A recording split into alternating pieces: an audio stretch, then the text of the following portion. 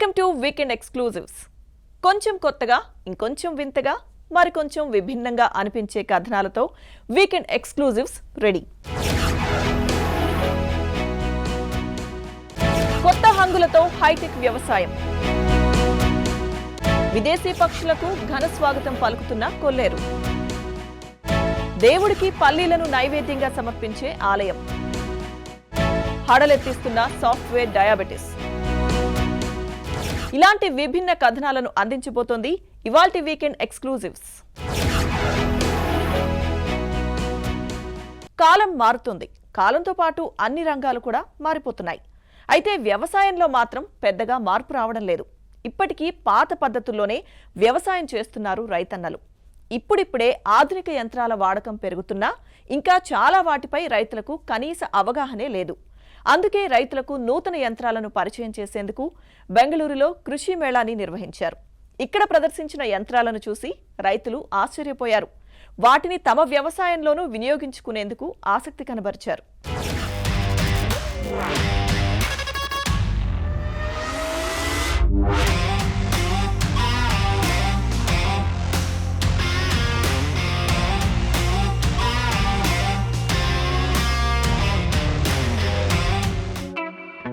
పంటలు పండించడానికి నేల కావాలి. మరి నిత్యం పెరిగిపోతున్న పట్టణాలు, నగరాల వల్ల వ్యవసాయ భూమి తగ్గిపోతూ వస్తోంది. దీంతో రాబోయే రోజుల్లో దీనికి ప్రత్యామ్నాయం ఏంటి అనే విషయాలపై శాస్త్రవేత్తలు అన్వేషిస్తున్నారు. ఈ క్రమంలోనే అసలు మట్టితో అవసరం లేకుండా పంటల సాగు చేపడితే ఎలా ఉంటుందనే ఆలోచన చేస్తున్నారు. నిత్యావసరాలకే నీరు లభించని ప్రాంతాల్లో అతి తక్కువ నీటితో ఆకుకూరలు, కూరగాయలను పండించడం సాధ్యం చేసేలా కృషి చేస్తున్నారు. సిటీల్లో ఉంటున్న వారు వారి ఇంటి ఆవరణలోనే ఇంటి అవసరాలకు అవసరమయ్యే ఆరోగ్యకరమైన కూరగాయలు పండించుకునే పద్ధతులపై సాధన చేస్తున్నారు. వీటన్నిటికీ సాక్ష్యంగా నిలిచింది బెంగళూరులోని వ్యవసాయ విశ్వవిద్యాలయం. రైతులు లాభసాటి వ్యవసాయం చేయడంతో పాటు ఆధునిక పద్ధతులతో ఖర్చు తగ్గించుకుని పంట సాగు చేయడం వంటి వాటిని ఇక్కడ ఉదహరించారు. వ్యవసాయంతో పాటు అనుబంధ రంగాల్లో అదనపు ఆదాయం ఎలా పొందాలనే వాటిపై అవగాహన కల్పించేలా గాంధీ కృషి విజ్ఞాన కేంద్ర ఆవరణలో కృషి మేళను 3 రోజుల పాటు నిర్వహించారు. మరి ఈ సదస్సులోని విశేషాలేంటో చూసొద్దాం రండి.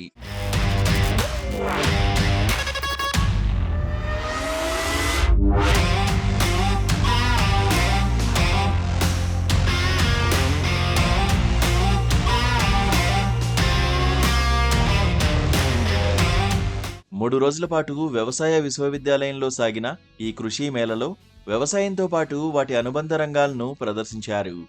ఆధునిక వ్యవసాయ పద్ధతులు, వ్యవసాయంలో సాంకేతికత ద్వారా ఖర్చు తగ్గించుకుని ప్రకృతి వ్యవసాయం చేయడం గురించి ప్రదర్శనలో వివరించారు. చిరుధాన్యాలకు ప్రస్తుతం ఉండే డిమాండ్, చిరుధాన్యాలతో వివిధ రకాల ఉత్పత్తులను తయారు చేసి వాటిని మార్కెట్ చేసుకునే విధానాలు, ఇలా అన్ని రకాలుగా రైతులకు ఉపయుక్తంగా ఉండేలా కృషి మేళాను నిర్వహించారు. నగరాల్లో జీవించేవారు మట్టే అవసరం లేకుండా అధునాతన వ్యవస్థలతో ఆరోగ్యకరమైన కూరగాయలు, ఆకుకూరలను సాగు చేసుకునే వంటి విధానాలను పరిచయం చేశారు. వ్యవసాయ అనుబంధ రంగాలైన వాటిపై అవగాహన కల్పించారు. ఆవులు, గొర్రెలు, కోళ్లు, తేనెటీగల పెంపకంలో అవగాహన కల్పించడంతో పాటు వాటిలో ఉపయోగించేందుకు అధునాతన యంత్రాలను ప్రదర్శనకు ఉంచారు. కూలీలు దొరకని పరిస్థితులు, కూలీ ఖర్చులు పెరిగిన నేపథ్యంలో వ్యవసాయాన్ని సులభంగా చేసుకునేలా నూతనంగా తయారు చేసిన యంత్రాలను ప్రదర్శనకు ఉంచారు.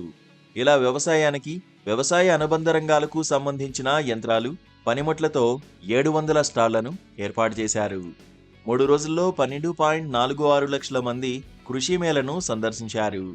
మేళాలో 34.13 కోట్ల రూపాయల బిజినెస్ జరిగినట్లు సమాచారం. గాంధీ కృషి విజ్ఞాన కేంద్ర ఆవరణలో కృషి మేళాను చూడడానికి పెద్ద ఎత్తున రైతులు తరలివచ్చారు. వ్యవసాయ ఖర్చులు, ముఖ్యంగా కూలీ ఖర్చులు అధికంగా పెరిగిపోయిన ఈ రోజుల్లో ఈ అధునాతన పరికరాలు తమకెంతో ఉపయోగపడతాయని రైతులు అంటున్నారు. ఇలాంటివి మన తెలుగు రాష్ట్రాల్లోనూ నిర్వహిస్తే ఏపీ, తెలంగాణ రైతాంగానికి ఎంతగానో మేలు జరుగుతుందని చెబుతున్నారు. మ్యాన్ పవర్ తక్కువతోటి వ్యవసాయం చేయాలంటే ఇలాంటి ఎక్విప్మెంట్స్ని యూటిలైజ్ చేస్తే మన రైతులు కూడా చాలా లాభసాటిగా వ్యవసాయం చేయడానికి అవకాశం ఉంటుంది. ఇందులో కొన్ని పరికరాలు ఎలా ఉన్నాయంటే, ఇప్పుడు ఈ మీరు చూడొచ్చు, ఈ పక్కన ఉన్నటువంటి స్టిక్, దీని నుంచి 90 అడుగుల వరకు కోకోనట్ని కట్ చేయడానికి వాళ్ళు యూజ్ చేసే టెక్నాలజీ ఇక్కడ యూజ్ చేస్తున్నారు. ఇలాంటి రకమైనటువంటి ఎగ్జిబిషన్స్ ఎక్కడైనా నిర్వహిస్తే రైతులకు చాలా ఉపయోగకరంగా ఉంటుంది. అంతేకాకుండా ఖర్చు తక్కువతో ఎలా వ్యవసాయం చేయాలనేది విధానాలు కూడా వీళ్ళు ఇక్కడ చూపిస్తున్నారు కర్ణాటక రైతులకి. ఇది చాలా ఉపయోగపడుతుందని నేను భావిస్తున్నాను. లేబర్ కాస్ట్ చాలా అవుతుంది.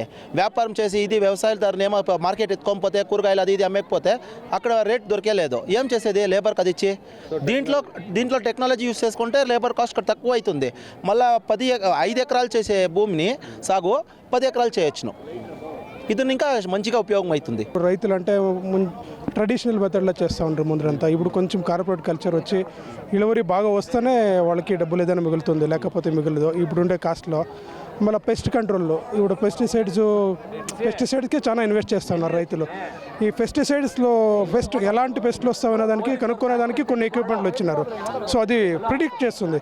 ఇలాంటి ఎక్విప్మెంట్స్ యూజ్ చేస్తే ఓ డిసీజెస్ రాకుండా ఎలా కంట్రోల్ చేయాలనే దానికి ఒక కొన్ని ఎక్విప్మెంట్స్ ఉన్నవి. రైతుల ఇన్కమ్ డబుల్ చేసేదానికి ఏం కావాలనే దానికి కొంచెం ఇదంతా అడాప్ట్ చేసుకుంటే యూజ్ అవుతుంది అనేది. ఇలాంటి విజ్ఞాన ప్రదర్శనలు రైతులకే కాకుండా తమలాంటి వారికి కూడా ఎంతగానో ఉపయోగపడతాయని విద్యార్థులు చెబుతున్నారు. ఇక్కడ అధునాతన వ్యవసాయ పనిముట్లను చూడడం ద్వారా ఇంజనీరింగ్ వైపు ఆసక్తి పెరిగి మరిన్ని కొత్త ఆవిష్కరణలు చేయడానికి వీలుంటుందని అంటున్నారు. చాలామంది లేబర్స్ ఉన్నారు, మనం పెట్టుకోవచ్చు, ఒక్కొక్క ఫీల్డ్ గురించి మనం తెలుసుకోవచ్చు. కానీ ఇప్పుడు లేబర్స్ అంత లేరు, ఎవరు చేయరు. ఎవరైనా ఇంట్రెస్ట్ అగ్రికల్చర్ అంటే తక్కువ మంది చూపిస్తున్నారు. అలాంటి వాళ్ళకి ఇక్కడ మొత్తం టెక్నాలజీ అంతా చాలా అడ్వాన్స్గా ఉంది. ఒక్క పర్సన్ చాలు అంతా మేనేజ్ చేసుకోవడానికి, ఒక్క రిమోట్ కంట్రోల్ చాలు అంతా వాళ్ళే చేసుకుంటారు. మళ్ళీ స్టార్టప్స్ ఏమైనా ఉంటే కొత్తగా ఏమైనా స్టార్టప్స్ ఉంటే ఇక్కడ వచ్చి చూపించవచ్చు. సో దట్ అందరూ అట్రాక్ట్ అవుతారు. ఇక్కడ ఆల్మోస్ట్ 80 to 90% ఫార్మర్సే ఉన్నారు. వాళ్ళకి ఇది అట్రాక్షన్గా ఉంటుంది. రైతులకి ఎట్లా మనం పంట చేయాలా, పంట చేస్తే దాన్ని ఎలా అమ్మాలా, అమ్మి దాంట్లో డబ్బులు ఎట్లా చేయాలా అనేది దీంట్లో తెలుస్తుంది. తక్కువ నీళ్ళు, తక్కువ గొబ్బరము, తక్కువ ఎరవేసేసి మంచి ఇది ఎడుబడి తీసుకునేది ఎట్లా అనేసి తెలుస్తుంది. మన ఫార్మర్స్ కొంచెం లాస్ అవుతూ ఉంది. కార్పొరేట్ వాళ్ళు డైరెక్ట్గా ఇన్వాల్వ్ అవుతూ ఉన్నారు. ఫ్యూచర్లో అగ్రికల్చర్ లాస్ అయ్యే స్థితి ఉంది. ఎలా అంటే మనిషికి పని లేదు, అంతా టెక్నాలజీ ఐటమ్స్, ఎంత హైడ్రాలిక్ సిస్టమ్ ఎలిమెంట్స్ అంతా ఉంది దీంట్లో.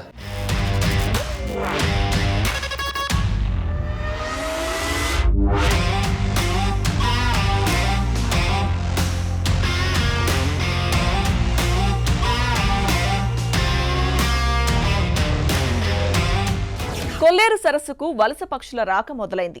ఇప్పటికే వేల సంఖ్యలో పక్షులు సరస్సులో కనువిందు చేస్తున్నాయి. ఏటా సంతానం కోసం వచ్చే ఈ పక్షులు మార్చి నెల చివరి వారానికల్లా తమ పిల్లలతో వాటి స్వంత దేశాలకు వెళుతుంటాయి. ఈ అద్భుత విదేశీ పక్షులను చూడ్డానికి పర్యాటకులు సైతం పెద్ద సంఖ్యలో వస్తున్నారు. ఇప్పటికే కొల్లేరు ప్రాంతం పర్యాటకులతో హడావిడిగా మారిపోయింది. నమస్తే, నేను మీ ఆలి. ప్రపంచంలోనే అతిపెద్ద మంచినీటి సరస్సుగా పిలువబడే ఈ కొల్లేరు ప్రాంతంలో వలస పక్షులు వచ్చేసాయి. నిజంగా ఈ వలస పక్షులు ఎప్పుడెప్పుడు వస్తాయా, ఎప్పుడెప్పుడు చూద్దామని చెప్పి పర్యాటకులు చాలా వెయిట్ చేస్తుంటారు. ఈ నవంబర్, డిసెంబర్, జనవరి మాసంలో ఖండరాంతరాలు దాటి ఈ కొల్లేరు ప్రాంతంలో ఇక్కడికి వచ్చి తన పక్షుల సంతాన ఉత్పత్తి పెంచుకొని మళ్ళా వెళ్తూ ఉంటాయి. నిజంగా ఈ కొల్లేరు ప్రాంతంలో ఈ మాసంలో ఈ పక్షులు కిటకిటల రాగాలతో కనువిందు చేస్తూ ఉంటాయి. అలాగే ఈ పర్యాటక కేంద్రంగా పిలువబడుతున్న కొల్లేరు ప్రాంతంలో చూడడానికి పర్యాటకులు కూడా చాలామంది వస్తుంటారు. సో ఇప్పుడు పర్యాటక కేంద్రంగా పిలువబడుతున్న కొల్లేరు ప్రాంతంలో ఇటువంటి పక్షులు వచ్చాయి. నిజంగా పర్యాటకులు ఏమంటున్నారు, వాట్ ది స్టోరీ?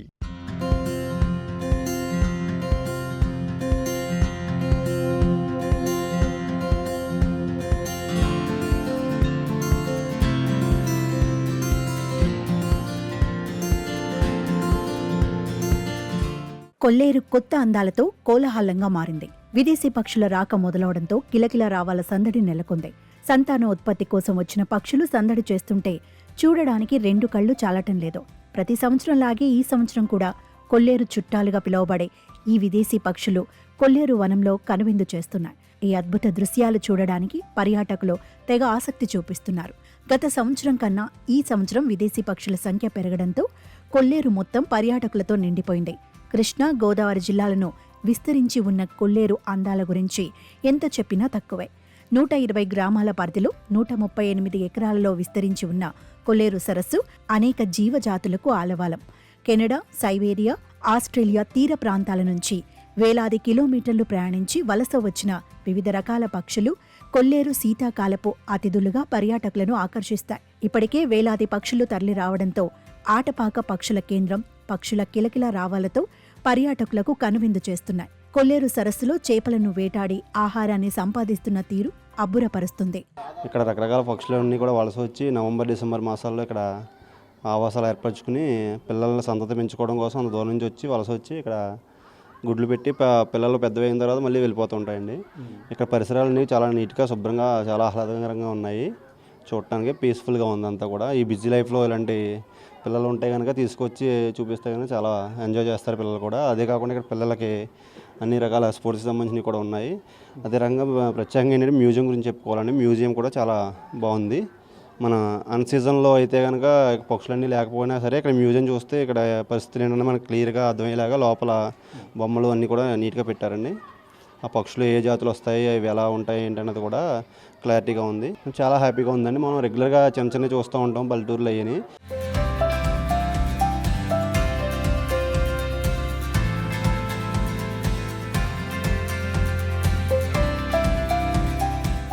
సాధారణంగా జూలై నుంచి పక్షులు వస్తూనే ఉంటాయి. ఇక్కడికి వచ్చిన పక్షులు జట్లు కట్టి విహరిస్తూ ఉంటాయి. ఆడ మగ పక్షులు కలిసి పుల్లలు గడ్డి పరకలతో గూళ్లు నిర్మించుకుంటున్నాయి. ఇక్కడే దాదాపు 6 నెలల పాటు నివాసం ఉంటాయి. గుడ్లు పెట్టి పిల్లలను చేసి సంతానోత్పత్తి పెంచుకున్న తర్వాత వేసవి ప్రారంభంలో ఆయా దేశాలకు ప్రయాణిస్తూ ఉంటాయి. వృద్ధాప్యం, అనారోగ్యంగా ఉన్న పక్షులు స్థానికంగానే ఉండిపోతాయి. ఈ కొల్లేరు ప్రాంతంలో పక్షుల ఆవాస కేంద్రాలుగా రెండిటిని గుర్తించి వాటిని పర్యాటక కేంద్రంగా ఏర్పాటు చేశారు అధికారులు. ఆటపాక వద్ద ఒకటి ఉండగా మాధవపురంలో మరొక పక్షుల పర్యాటక కేంద్రాన్ని ఏర్పాటు చేశారు. ఆటపాకలో విదేశీ పక్షులు పెద్ద ఎత్తున వస్తున్న సందర్భంగా వాటి కోసం అనేక జాగ్రత్తలు వహిస్తూ సరస్సులో పిల్లర్స్ ఏర్పాటు చేశారు. ప్రతి సంవత్సరం ఇక్కడ సెప్టెంబర్ నుంచి మార్చి వరకు విదేశీ వలస పక్షులు వస్తాయండి. వచ్చినాటికి అనుగుణంగా మేము ఇక్కడ ఏర్పాట్లని కృత్రిమ స్టాండ్స్ అవన్నీ ఏ సంవత్సరానికి ఆ సంవత్సరం చాలా జాగ్రత్తగా వాటిని చేసి వాటి సంరక్షణ కోసం మేము ప్రతి నిమిషం దానికి మానిటరింగ్ చేసుకుంటూ దీన్ని డెవలప్ చేసుకుంటూ ఉంటాం. చాలా ఆహ్లాదకరమైన ప్లేస్ అండి ఇది.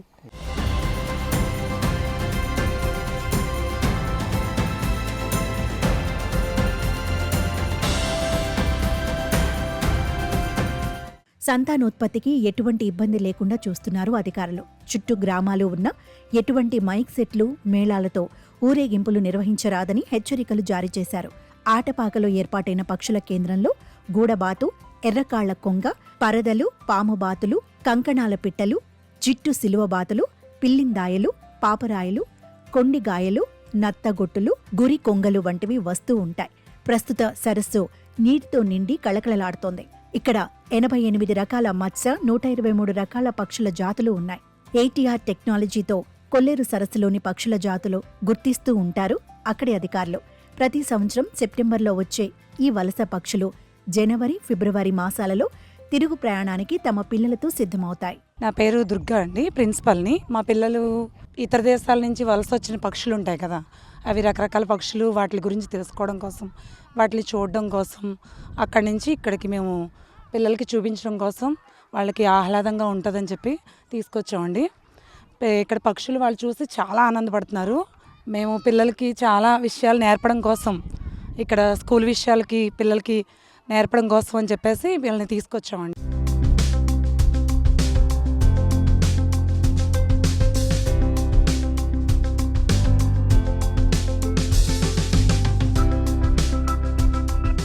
ఏడాది కాలంలో 6 నెలలు కొల్లేరు ప్రాంతంలో విదేశీ పక్షులు ఆవాసాలు ఏర్పాటు చేసుకుని ఉన్నప్పటికీ మొదటి 3 నెలలు అంటే సెప్టెంబర్, అక్టోబర్, నవంబర్ పిల్లల్ని పొదిగే సమయం. ఆ సమయంలో పక్షులు కనువిందు చెయ్యవు. చూడ్డానికి వెళ్లాలన్నా ఆ 3 నెలలు అటువైపుగా వెళ్లనివ్వకుండా వైల్డ్ లైఫ్ అధికారులు గట్టి భద్రతా చర్యలు ఏర్పాటు చేస్తారు. నవంబర్ చివరి వారంలో విదేశీ పక్షులను చూడడం కోసం పర్యాటకులకు అనుమతిని ఇస్తారు. పక్షుల్ని తిలకించడం కోసం వస్తున్న పర్యాటకులు బోట్ ఎక్కించుకుని మరీ పక్షుల దగ్గరికి తీసుకువెళ్లి చూపిస్తూ ఉంటారు. అంతేకాకుండా పక్షుల చరిత్ర తెలిసే విధంగా మ్యూజియం కూడా ఏర్పాటు చేశారు అధికారులు. కొల్లేరు పర్యాటక కేంద్రం ఆటపాకలో గత ప్రభుత్వంలో అభివృద్ధి నిధులు కేటాయించకపోవడంతో అభివృద్ధికి నోచుకోలేదు. కూటమి ప్రభుత్వమైన పర్యాటక కేంద్రానికి నిధులు విడుదల చేస్తే మరింత అభివృద్ధి జరుగుతుందని కోరుకుంటున్నారు పర్యాటకులు. చూశారు కదా కొల్లేరు పక్షుల కోలాహలం ఎంత ఆనందంగా ఉందో, ఎంత ఆహ్లాదకరంగా ఉందో. వాస్తవానికి ఈ పక్షులు చూడడం కోసం ఏదైతే నవంబర్, డిసెంబర్, జనవరి మాసంలో చాలామంది పర్యాటకులు ఇక్కడికి వస్తూ ఉంటారు. దేశంలోనే అతిపెద్ద మంచినీటి సరస్సుగా పిలువబడే ఈ కొల్లేరు ప్రాంతంలో ఈ పక్షులు ఎక్కడికి వచ్చి అవి ఆవాసాలు ఏర్పాటు చేసుకుని మళ్ళీ తిరుగు ప్రయాణం అవుతాయి. అందుకనే ఇక్కడికి వచ్చే పక్షులకి ఇక్కడ అధికారులు కూడా చాలా జాగ్రత్త తీసుకుంటూ ఉంటారు. పర్యాటకులు మాత్రం అరకొరగా వసతులే ఉన్నాయి, పూర్తి వసతులు ఉంటే బాగుంటుందని కోరుకుంటున్నారు. మరో ఎపిసోడ్తో మళ్ళీ మీ ముందుకు వస్తాను. కెమెరామెన్ మహిత్తో ఆలి ఆటపాక నుంచి.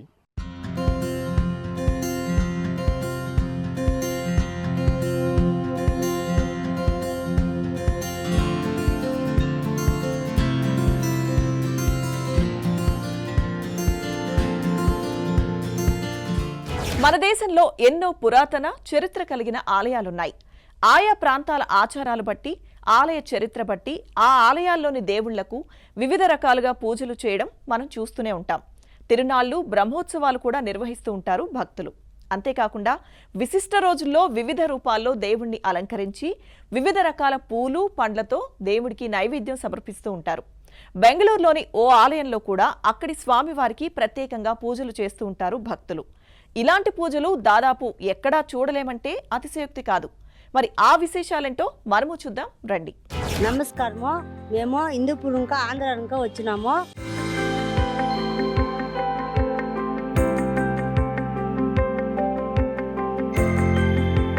ఒక 1,00,000 పైనగా భక్తులు వస్తూ ఉంటారు.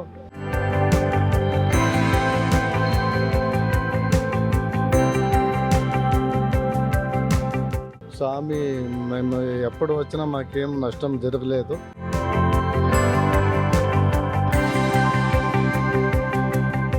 నాలుగు రోజు 5 రోజులు ఇంకా ఒక వారం ఇంకా బాగా వ్యాపారం అవుతాం.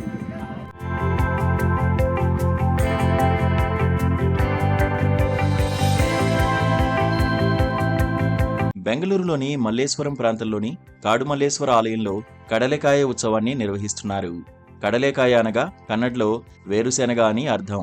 బెంగళూరులోని బసవన్నగుడి ప్రాంతంలో ఉన్న బుల్ టెంపుల్లో మాత్రమే దశాబ్దాల కాలం నుంచి కడలేకాయ ఉత్సవం నిర్వహిస్తున్నారు. ఈ కడలేకాయ ఉత్సవాన్ని 8 సంవత్సరాల క్రితం కాడుమల్లేశ్వర ఆలయంలో నిర్వహించడం తలపెట్టారు. ప్రతి ఏడాది ఈ ఉత్సవానికి విశేష స్పందన రావడంతో ఆలయ కమిటీ ఈ ఏడాది కూడా 4 రోజుల పాటు నిర్వహించేందుకు ఏర్పాట్లు చేస్తున్నారు. ఇక్కడ కళ్ళకాయ పర్సెంట్ నడుస్తూ ఉంది. యాక్చువల్లీ కళ్ళకాయ పర్సెంట్ బస్సును కూడా నడుస్తూ ఉండింది. అదే మాదిరి మేము ఇక్కడ మల్లేశ్వరంలో క్షేత్రంలో చేస్తూ ఉన్నాము. 8 ఏళ్ళ నుంచే చేస్తూ ఉన్నాము. చాలా బాగుంది. బస్సును కూడా కూడా నెక్స్ట్ కళ్ళకాయ పర్సెంట్ మల్లేశ్వరంలో ఇక్కడ అన్ని తొట్టు తమిళనాడు, ఆంధ్ర, కేరళ, తమిళ అన్ని తొట్టు నుంచి కళ్ళకాయ పర్సెంట్ నడుస్తుంది. 4 రోజులు కార్యక్రమం నడుస్తుంది. మరి ఇక్కడ అన్ని తొట్టు జనాలు దగ్గర కనిష్టం అంటే ఒక 8 నుంచి 10 లక్షల జనాలు వచ్చి ఈ కళ్ళకాయ పర్సెంట్ చూస్తారు.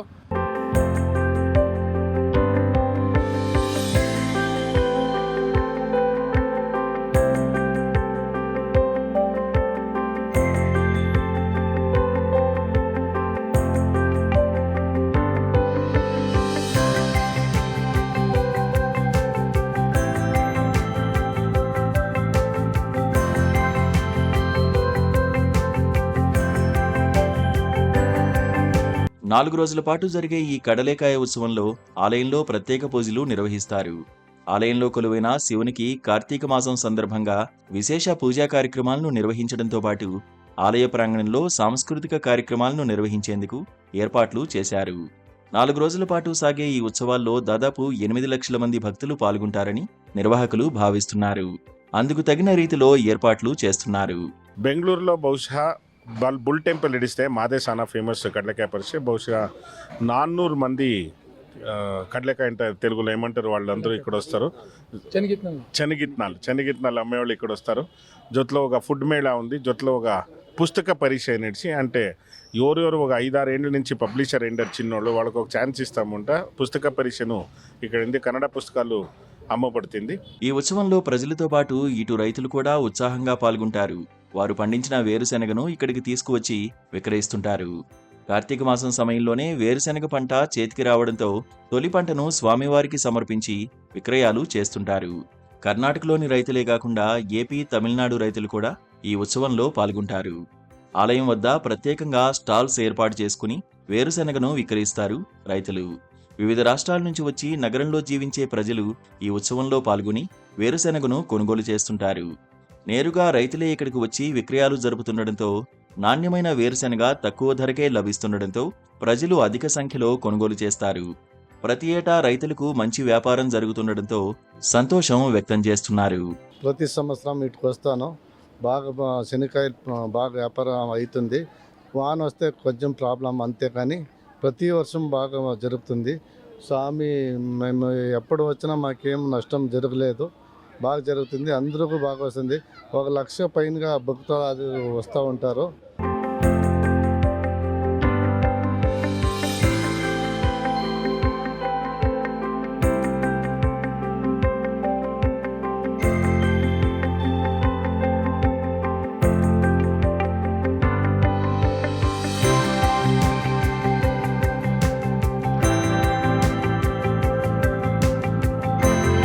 భారతీయులను డయాబెటీస్ మహమ్మారి ముంచేస్తుంది. ముఖ్యంగా ఆధునిక జీవనానికి అలవాటు పడిన యువతపై డయాబెటీస్ దెబ్బతీస్తుంది. చిన్న వయసులోనే బీపీ, షుగర్ బారిన పడి మందులు మింగాల్సిన పరిస్థితి దాపురించింది. అయితే ఈ మహమ్మారి బారిన పడేవారు ఎక్కువగా ఐటీ ఉద్యోగస్తులేనని అధ్యయనాలు చెబుతుండడం మరింత కలవరపరుస్తోంది. ఓవైపు ఏసీలో ఉద్యోగం, స్ట్రెస్, శారీరక శ్రమ లేని జీవన విధానం వెరసి ఐటీ ఉద్యోగుల్లో డయాబెటీస్ అంతకంతకు పెరుగుతోంది.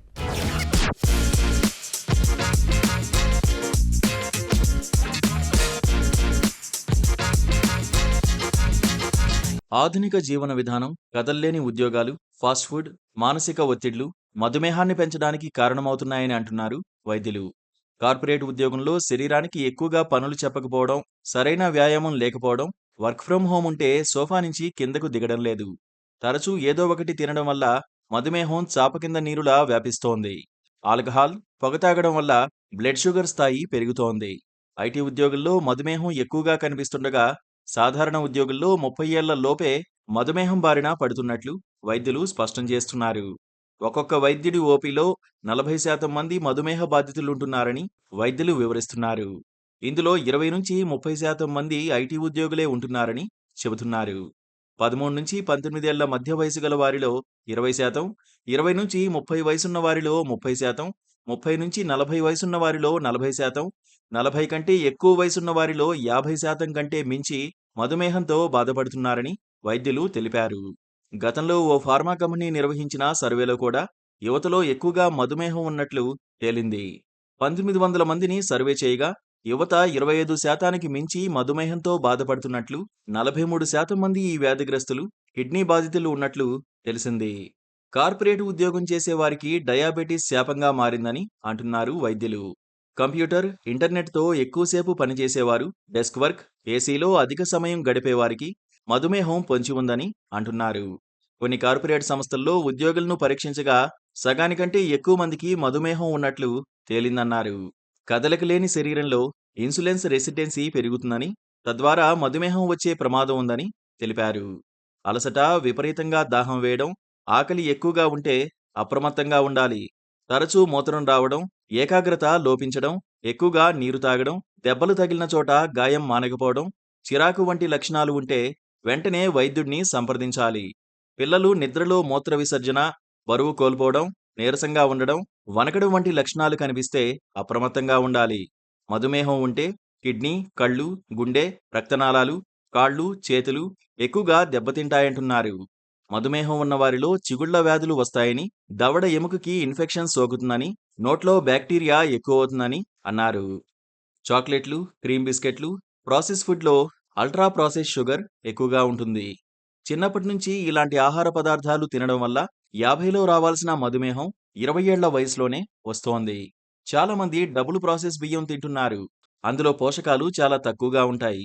ఇలాంటి అన్నం తినడం వల్ల త్వరగా మధుమేహం బారిన పడుతున్నారు. ప్రస్తుతం దంపుడు బియ్యం తినడం లేదు. ప్రాసెస్ బియ్యానికి ఎక్కువగా అలవాటు పడుతున్నారు. అలవాటు కోసం మొదట సింగిల్ ప్రాసెస్ బియ్యం, 2 నెలల తర్వాత పాలిష్ బియ్యం తినాలి. ఆ తర్వాత బ్రౌన్ రైస్ అలవాటు చేసుకోవాలి. జీవనశైలి మార్పు అనేది శాశ్వతంగా ఉండాలి. తప్పనిసరిగా 15 నిమిషాలు వ్యాయామం చేయాలి. చెమట పడితేనే మంచిది. చపాతీకి బదులు జొన్న రొట్టె తినాలి. ఇడ్లీ, రాగి, జొన్నపిండి కలిపి చేసుకోవాలి. పెసరట్టు తినాలి. తెల్ల ఉప్మా తినద్దు. పొట్టుతో ఉన్న పప్పులు తినాలి. బ్రౌన్ బ్రెడ్ మంచిది కాదు.